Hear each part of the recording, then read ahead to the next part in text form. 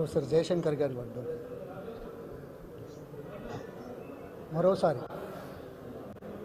ఆయన ఆలోచన విధానం గుర్తు చేసుకోవడమే కాకుండా ఈ ఆలోచన విధానంతో సాధించిన విజయాలతో పాటు ఆ ఆలోచన విధానానికి అనుగుణంగా కేసీఆర్ గారి కార్యదీక్షత, లక్ష్య సాధన, తర్వాత తెలంగాణ విషయంలో చేయాల్సిన పరిపాలన విషయంలో సాధించిన చరిత్రలో ఎక్కడా లేని విధంగా చేసింది మనం మరోసారి పునశ్చరణ చేసుకొని స్ఫూర్తిదాయకంగా ముందడుగు వేయడానికి ఒక అవకాశంగా మాత్రమే తీసుకుంటున్నాం.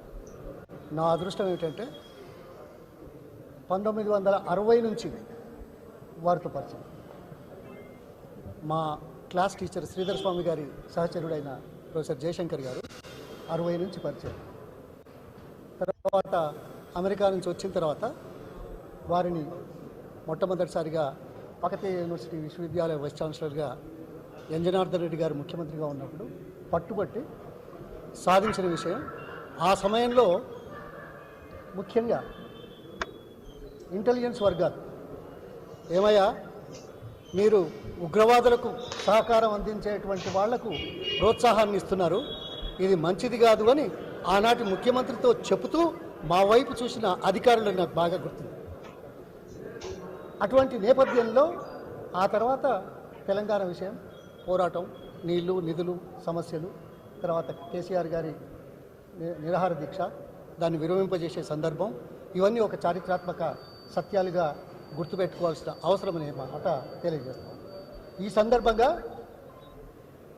వారి ఆత్మకు శాంతి కలగాలి అంటే వారి స్ఫూర్తితో ముందడుగు వేయడం ఒకటైతే, ఈనాటి పాలకులు ప్రాంత ప్రయోజనాలు మాత్రమే కాకుండా ఈ ప్రాంత హక్కులను కాలరాయడమే కాకుండా ప్రాంత హక్కులను ధారాదత్తం చేసే రీతిలో చేస్తున్న కార్యక్రమాలను ఎదిరించి పోరాటం చేసి వారి ఆత్మకు శాంతి కలిగించేలా పోరాట స్ఫూర్తిని ముందుకు తీసుకెళ్ళడానికి చేసే సమయమని నేను భావిస్తాను.